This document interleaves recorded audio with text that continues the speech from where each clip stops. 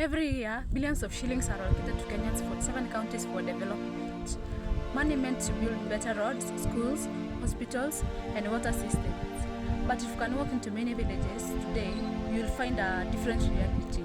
Abandoned projects, incomplete buildings, and empty promises. According to Transparency International, Kenya loses over 600 billion shillings annually to corruption, and a significant portion of that is siphoned at the county level. While leaders promise development, funds are misused through ghost workers, inflated tenders, and non-existent projects that Voice for Change Kenya.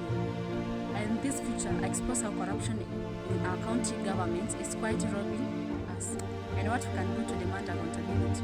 When Kenya embraced devolution in 2010, the goal was simple: to bring resources and decision-making closer to the people. Yet more than a decade later, many counties are plagued by the same problems devolution was meant to solve. In a 2023 report by the Auditor General, it was revealed that over 30 billion shillings county funds could not be accounted for across several counties. This money was meant for critical projects like healthcare, roads, and clean water. Take for example, a certain county where 50 million was allocated to construct a health center. But today that site is nothing more than an overground field. Residents are forced to travel 20 kilometers to across the nearest clinic. They keep telling us that the clinic will be built, but every year it's the same story. We are still suffering. The impact for county corruption goes beyond missing money. It's seen in broken roads that hinder farmers from accessing markets, in clinics without medicine, in schools without enough classrooms or learning materials.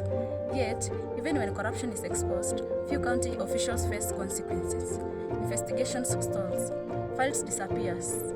Meanwhile, ordinary Kenyans bear the cost. Corruption in our counties is not a distant problem.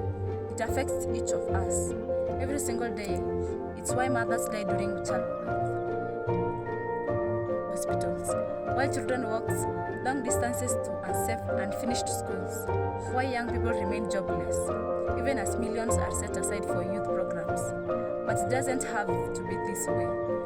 We, the people, have the power to hold our leaders accountable. We can demand transparency in how country budgets are spent. We can report misuse of funds. We can vote for leaders who value integrity over personal gain.